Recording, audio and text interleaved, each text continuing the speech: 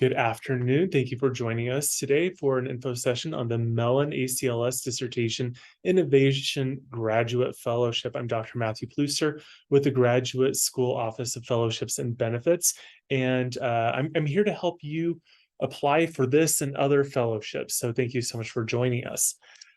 So a quick overview of this new award. Some of you may have heard of the ACLS Mellon dissertation completion fellowship that's been around for probably about 40 years. The ACLS has now discontinued that and is moving more in favor towards a mid-career award, which is this. So you're going to be on the innovation or the inaugural side of this new award, which is very exciting. So about the fellowship, this supports graduate students in the humanities and social science who show promise of leading their field in important new directions, hence the social innovation aspect here.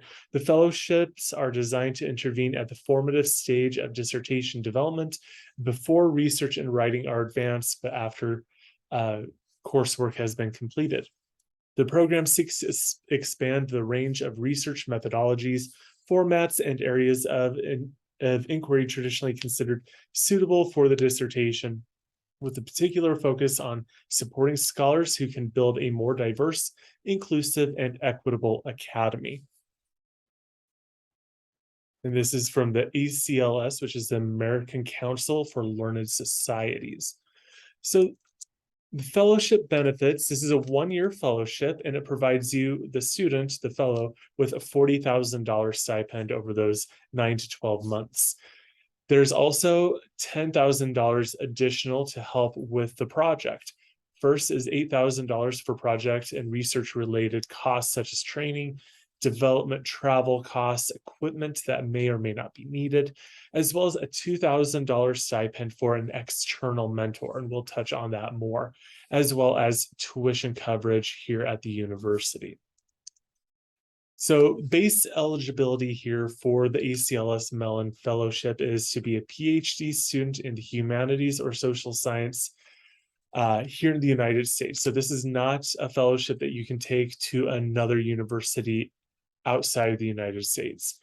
Be able to take up to a full year, so 9 to 12 months, depending on if you utilize the summer or not, of sustained specialized research and training. And this does require the release from normal responsibilities. So if you are a TA regularly, this would mean a year away from being a TA. If you usually work as a research assistant in your research advisor's lab, this would mean a year off from those duties. Have completed at least 2 years and all required coursework in the PhD program in which you are currently enrolled by the start of the fellowship term, which will be September 2023. And as of September 23, require at least 2 years remaining with your program to complete the PhD degree. This is a mid-career fellowship, as mentioned. So coursework should be finished by September 23, and you should be prepared to start working on your projects. This is not a dissertation completion fellowship. This is not for students who have already designed their research project. They've already done their data collection. They're writing their dissertations. That is not the purpose of this fellowship. And a note, I do get this question from a number of students. Do my quals or comps have to be done for me to be eligible? No, the foundation does not look at whether or not you've completed yes or no your qualifying or comprehensive exams. So you are still eligible if you will be going into October, November, and sitting for those exams. The application has a number of components. First is the standard completed application, so the portal, which will have demographic information. This can be found at acls.org. A proposal, which is a maximum of 7 pages, fellowship timeline, bibliography, personal statement, work samples, 1 letter of recommendation, and an institutional statement of support. So we're going to dissect these various application components one by one. So the first is the completed application within the portal. Again, acls.org. this is going to be your background information, your citizenship information, basic pieces of eligibility. Make sure you're in the right program, you're currently enrolled, etc. So discipline, you'll indicate here your project title as well as an abstract.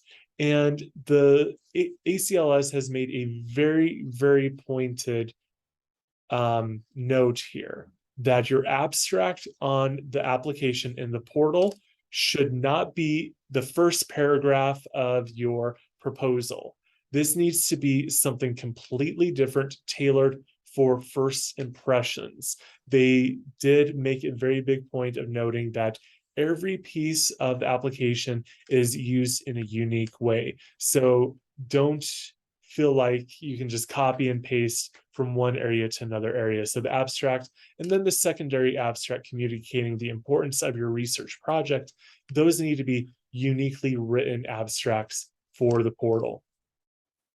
Your proposal, your research proposal is a maximum of 7 pages, double space, 11 point Times New Roman, which will include the 7 pages will include any footnotes or endnotes. This is where you will describe the aims of your research, the goals of your research, as well as what you plan to accomplish during the fellowship year, September 2023 through May, June, July, August 2024. This is the place you will discuss your development as a scholar and a researcher, your trainings, your workshops, travel, conferences, things that you have done to really enrich your skills, both as a researcher and in your core discipline, as well as things that will be necessary for you to complete the project. So if in the middle of the project, you need to participate in certain conferences or go engage in certain trainings to conduct a certain type of methodology in your research, you'll want to talk about that here as well. You'll note your external mentor. This is someone who is not on your committee and usually not going to be at your university. This is an individual who is a leader in the innovative approach that you have and who can be a partner in executing your social innovation project.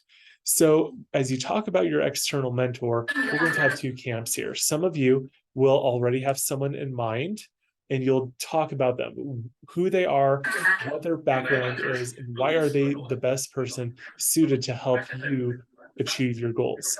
But some of you, again, you have to be completed with your coursework at the start of the fellowship years. So you might not be there yet. You might not have a committee. You might not have an external mentor. This is where you would say, these are the qualities of someone I need in my external mentor. I'm looking for someone who is a leader in XYZ or what have you. If you're balancing a couple people you can talk about, here are 3 different leaders I'm in conversations with as they support my research and my area of research, and they can serve as an external, one of them can serve as the appointed external mentor. You'll also note when working with a mentor, what will your interaction be? Largely, this is not going to be someone necessarily here in your locale. So will you be meeting with them on Zoom monthly or every week, or what will that interaction look like, and what role will they specifically play in mentoring you and guiding your research? You'll also describe your innovative approach, again, social innovation fellowship.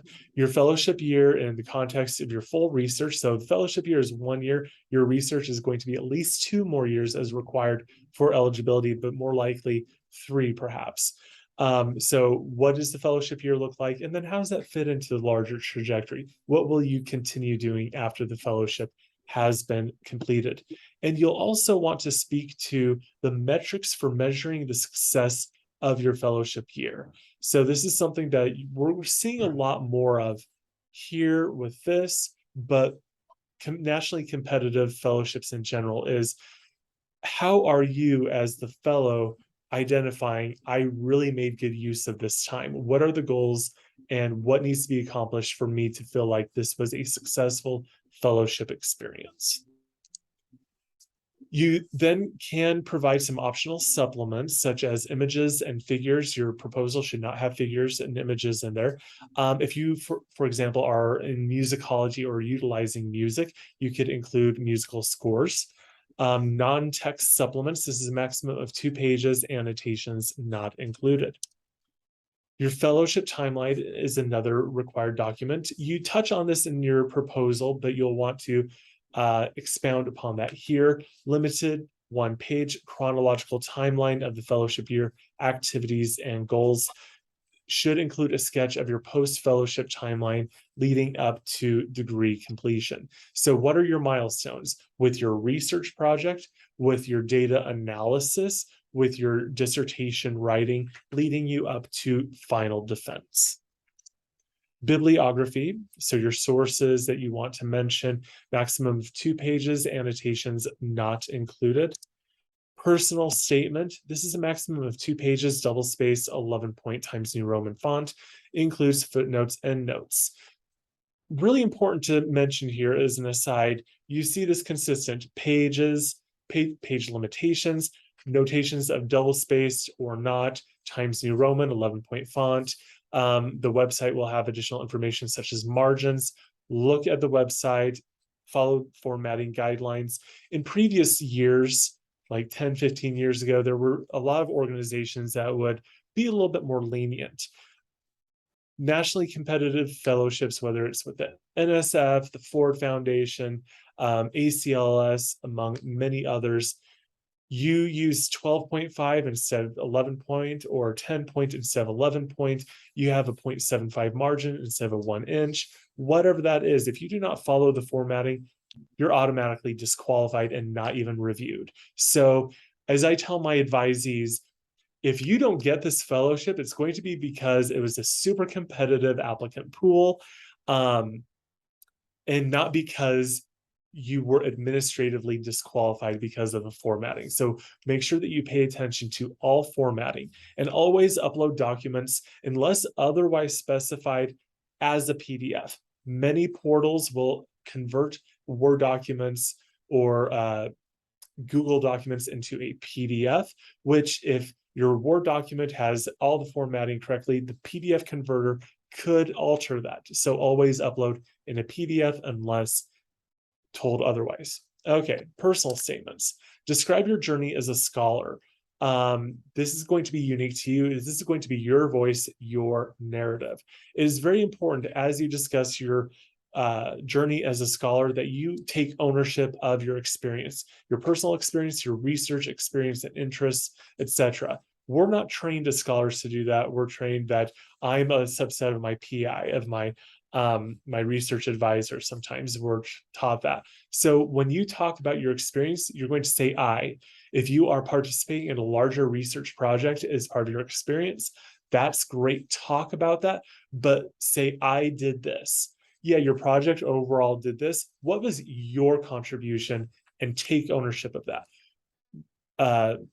Reviewers like to see I, not we. They want to know that when they fund you, they are funding your research, not someone else's research projects. And you'll also include here your desire to shift the forms or formats of academic research.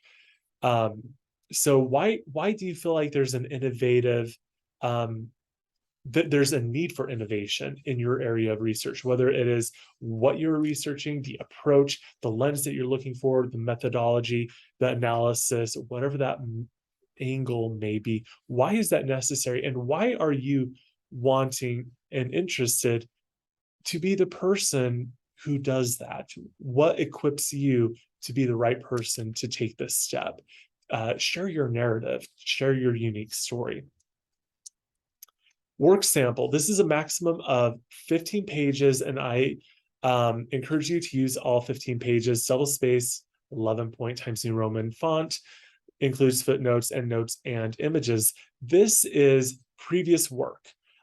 This you should include in your 15 pages, like a 1-page or 1 paragraph at the beginning, a description of the context, the contents of your work sample. So give your reader a little brief tour of what you're including in those 15 pages, as well as why it is relevant to the research project. So it might be, I'm working on this specific topic, and here's an excerpt from an article that has been published. And then, of course, cite the publication.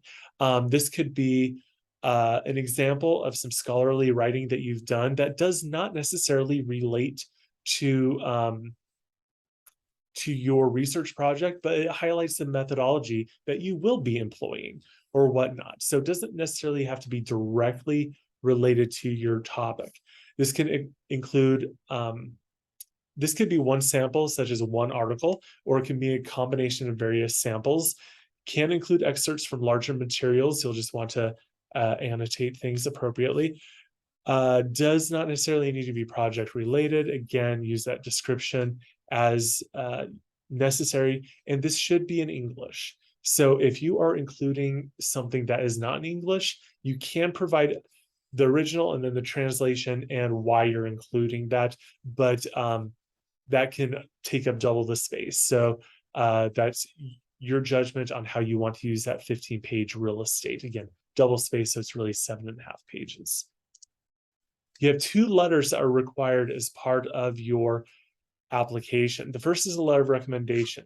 This should either be the dissertation advisor or a faculty member eligible to serve or likely to serve as an advisor. And you should only use a non-advisor if you do not have an advisor.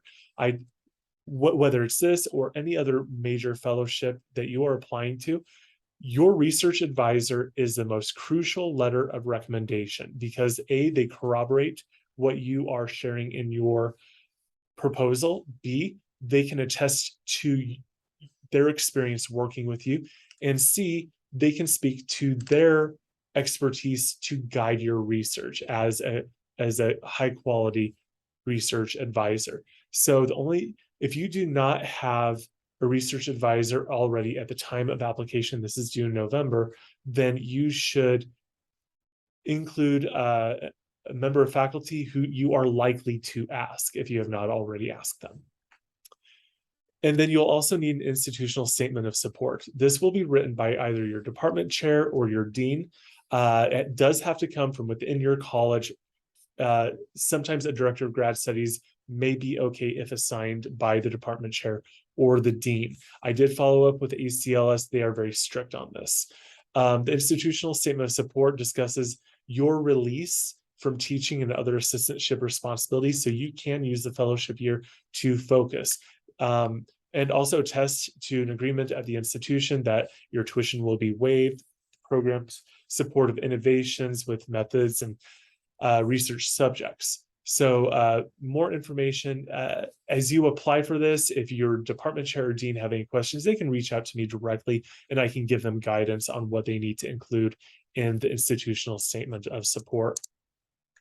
The review process is threefold. First, the ACLS themselves, the staff will screen for eligibility and formatting. As mentioned before, you do not follow formatting. This is the stage you're disqualified, and we don't want that. They will also make sure that your discipline is indeed humanities or social science. So if you're an engineer and you try to slip between the cracks, this is where you would be screened. Then will be the first round of review. This is scholars who will be specialized in your background, not necessarily your niche area of research, but if you're a psychology student, it will likely be a psychologist who will be reviewing this. If you are an historian, it'll likely be a history professor who will be the reviewer at this first round. Then the second round will be scholars from across social science and humanities, comprising a multidisciplinary committee. And this is the level that will make the final decision of who is offered an award and who is not. So it is important to keep in mind when you speak about your research, you want to discuss your research appropriately, but you want to be careful not to use really super technical language and jargon, because if you are a sociologist or an anthropologist, yes, an anthropologist will be reading this, but you will perhaps have a linguistics reviewer who will be the final round here, and they need to be able to understand it as well. So layman's terms as much as possible while still discussing your research at an appropriate scholarly level. which is a delicate balance.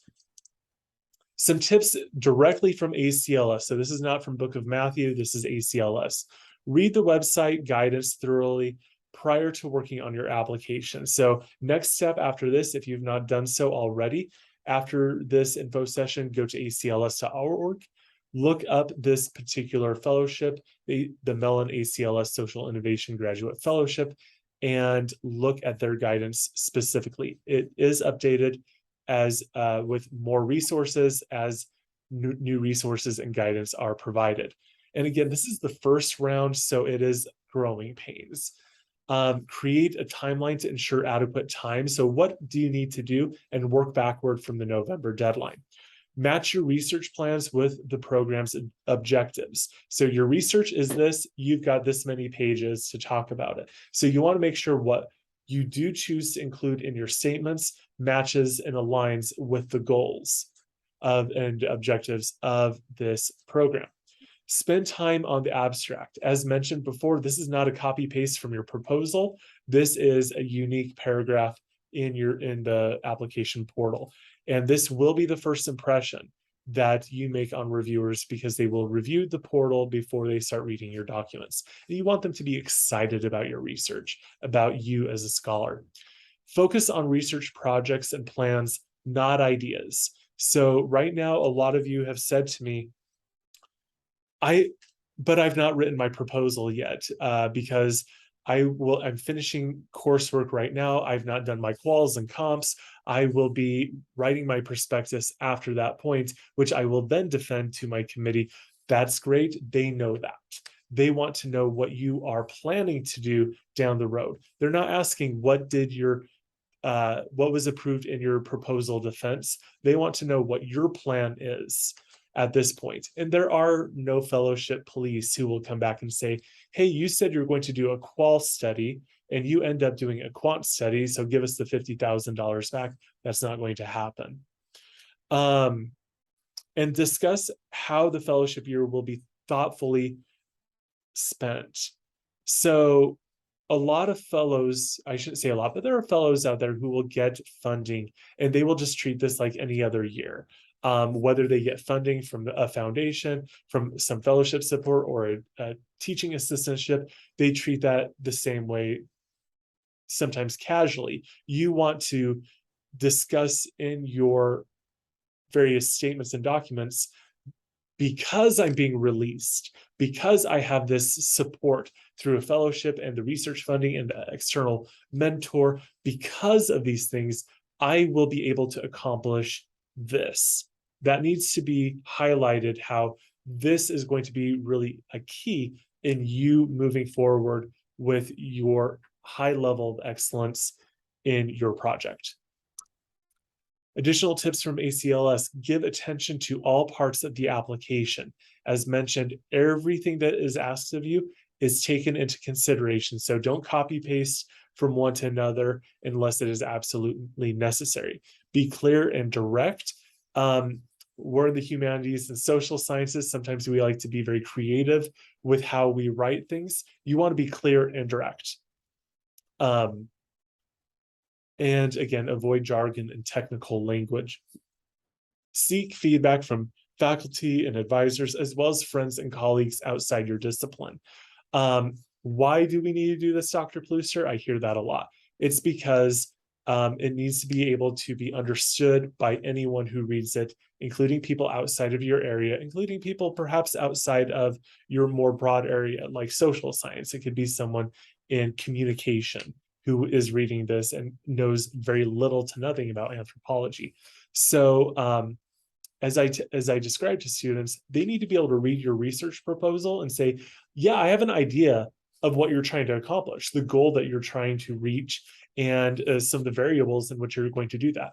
I might not understand the method that you're using. I might not understand the theory or the lens through which you're approaching this. A lot of this might be right over my head, but at the end of the day, I understand what you're trying to accomplish. So make sure you have people outside of your discipline review. Prepare your reference writers to produce a strong letter. So all of your application materials, hand that to your reference writer. They need to know what you are doing. Share the ACLS Mellon website with your reference writer. Make sure that they understand what is at stake here. And also give them any guidance on things that you want them to accentuate about you in the reference letter. Again, this is innovation focus. So ensure that your application reflects this unique approach and include the following. Define the innovative dimension. What is that? Is it in your analysis and methodology? Is it in the lens that you're looking through, the theory that you're using? What's innovative about this? Discuss the innovation's importance. Why is this necessary? And is this building a stronger, more equitable and diverse academy in the future? Is this the direction that research you feel should be going? Talk about that. Speak directly to the impact of this fresh approach. How is this not only going to impact you, but potentially how is this going to impact the field? And note how you will facilitate this innovative element. Some writing tips here: be pithy and succinct. Only include what is necessary and link this to the objectives of the fellowship program. Omit unnecessary language, especially technical jargon. Use shorter words over longer words, over longer and more complicated vocabulary. You don't want a reviewer who has to be pulling out a dictionary or made to feel like, oh, I don't know what they're talking about. Because in reality, and let's just talk about reviewers for a second, these are smart people. They are top level scholars from all across the country who will be reviewing this. They will be reviewing yours and many others all at once. And these are people who are teaching, a large lecture class. They are going to have committee meetings that same day. They are going to have a grad seminar that for some reason does not go well. They are going to have ballet practice and swim practice for their kids. They're going to go home to a mountain of grading and a mountain of laundry. And then just as they're about to put their head on the pillow at 1 o'clock in the morning, they realize, oh golly, I have 10 fellowship applications I have to review by 6 o'clock in the morning. So that's the profile of most reviewers here. So you don't want anything that's complicated, and really strength is found in being able to relate your research to a broader impact, a broader community around you. So if you are able to speak very articulately about your research without using complicated language, that's going to really say a lot of good about you. And then, of course, make sure each sentence is purposeful. When you have a statement that is 2 pages double-spaced, that is not a lot of space, and every sentence counts. Know your audience. As I mentioned about reviewers, know who they are and who they will be. Know what your audience is looking for. They are not investing in your research. They are investing in you as a scholar and a leader who will be conducting the research that you propose here. So you need to speak more than just your research, but about you as a scholar and as a developing leader. And write in a way that makes it easy for us to get the information. Sometimes you might want to bold a phrase so that there's emphasis and the reader knows this is important to the writer for me to understand what they're saying right here. Some common weaknesses I see in fellowship writing in general is unorganized personal statements that do not tell a clear story. You want it to be chronological, methodical, and thematic. Dense writing that is too difficult to understand or is frankly very uninteresting. I come from the social sciences and policy. I review a lot of engineering, biomedical, and science papers, and which, let me tell you, those classes were the most uninteresting to me when I was a student. But I can tell when I pick up an application, okay, your reviewers are going to like this because it draws me in. And there are others where this is 2 pages long and this is difficult to get through. And so if it is difficult for someone to get through without piquing interest, that's not going to bode well for you. So make it interesting. Again, too much jargon. I emphasize this because it happens so frequently that you want to make sure that you are not using jargon. If you have to use jargon, give it a one sentence definition up front so that as you refer to it again and again. If you're using acronyms, use the full word, the full statement, and then use the acronym moving forward. Don't leave anything to assumption with those sort of technicalities. And then your failure to address your broader impacts. You are top scholars in your field as PhD students. Yes, you're going to take, the goal is that you're going to take your dissertation. That's going to be the first 5 chapters of the book that you write in your first 7 years on the tenure track. You're going to write lots of articles that go into academic journals that will impact future research and scholarship. We get that. How is your research going to be relevant and important to the community around you outside of the academy? How is your research project going to address diversity and inclusivity and access to in education?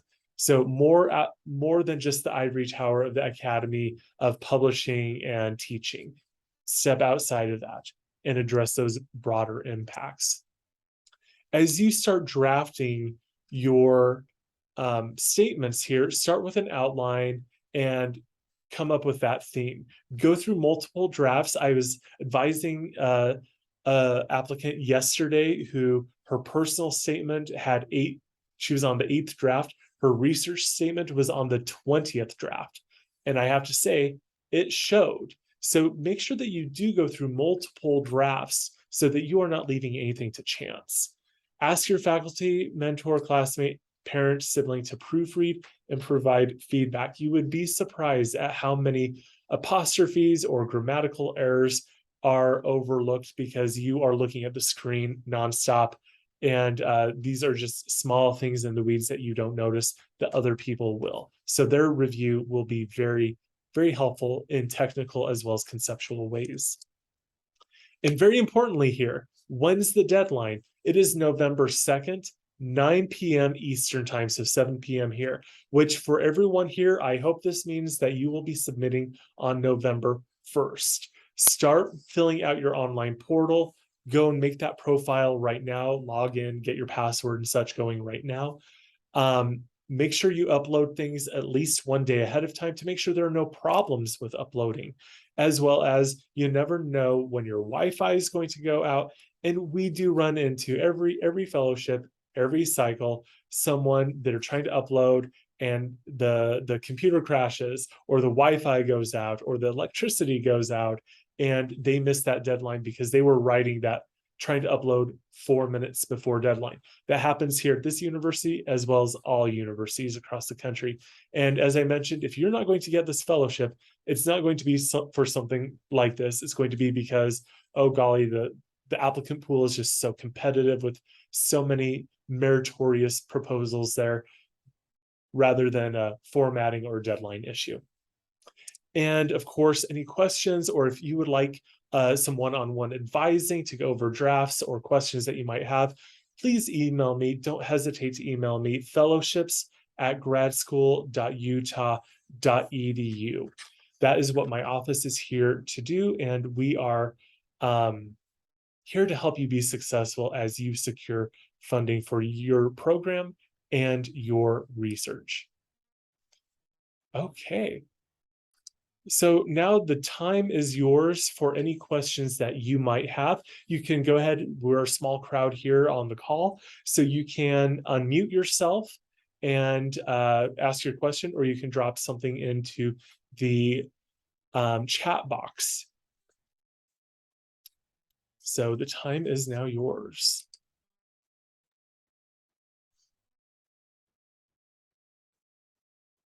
Hi, Matthew. Hi, Stefania. Can't hear you. Uh-oh. Mine says that I am having... Still not yet. Okay.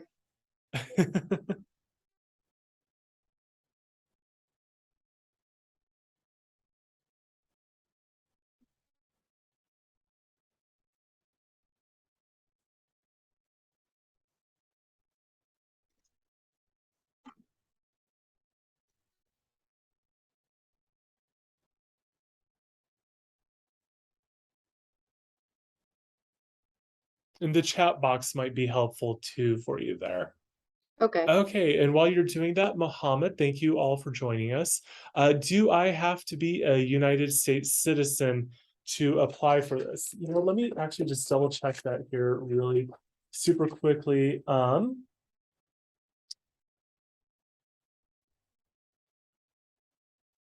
I believe so. For any of you who are DACA as well, whether on this call or who are reviewing the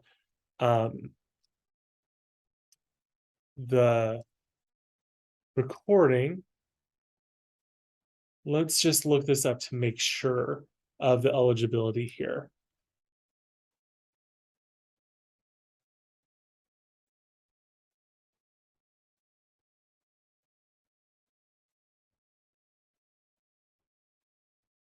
So there is not a statement on the website about you must be a US citizen or any inclusions or exclusions. So international students are absolutely encouraged to apply.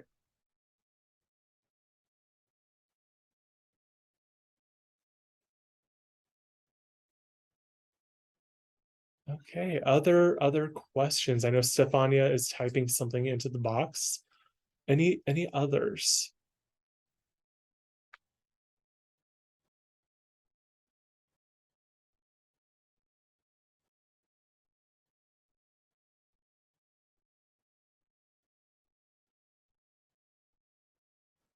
Also, I'm a 30 PhD. Can I still apply? Absolutely, Mohammed. As long as you have completed 2 years of PhD and you have at least 2 years ahead of you from the start of the fellowship year, which is September 2023. If you have at least until spring 2025, you are good to apply. As mentioned, this is not dissertation completion. So if you only have a year left, this might not be the best fit for you because you have to have at least 2 years left. But third-year PhD, that is just fine. And oftentimes it depends on your discipline. Some disciplines, if you came in with a master's and then you are going directly into your coursework, you are able to go into your research a little sooner. Whereas others, perhaps you went from a baccalaureate into your PhD program, you might be spending more time on coursework than other PhD students do. So third years are just fine.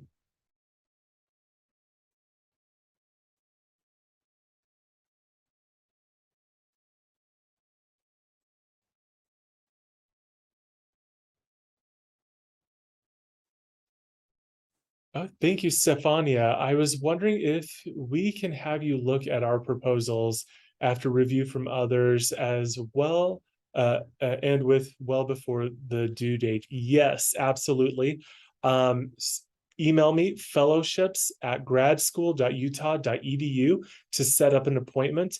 And I do ask that you do send me a draft, at least I prefer 2 business days prior to the appointment, but 1 business day, since we've got less than 30 days before, that is also fine. I would perhaps suggest scheduling an appointment sooner than later, just to make sure that you are able to get on the books. But yes, that is what I'm here for. I can help review your applications, look at drafts, give feedback, answer any questions that you have, whether by email or through an advising session. So absolutely, Stefania.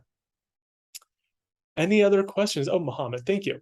If I'm 4th year now, and I'm not sure if I'll go for 5th or 6th or only 5th, can I still apply? I would say probably not, because you still have to have 2 years when you are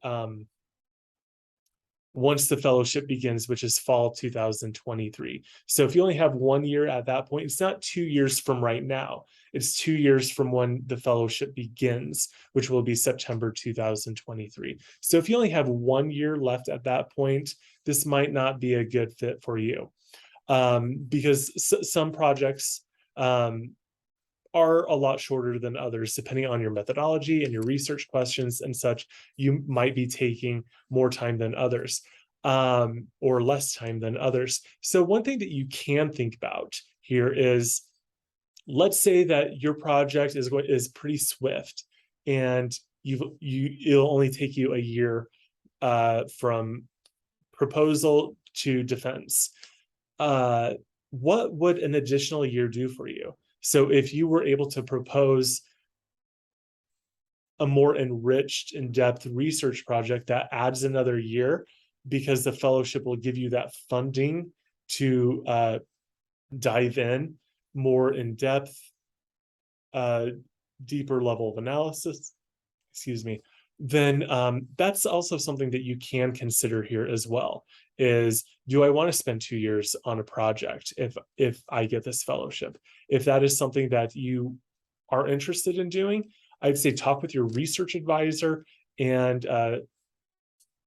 make the decision of if you would like to. I'd say you would have a chance if you do choose to do that, but it just can't be the fellowship year is your final year, because this is not dissertation completion. They go at great pains to note that. Okay, so that looks like all the questions in the chat box. So I'm going to go ahead and say thank you again, everyone, for joining us. I'll go ahead and stop the recording so that if anyone wanted to ask any questions that's not recorded for an audience to see, feel free to stay on after the recording has been stopped.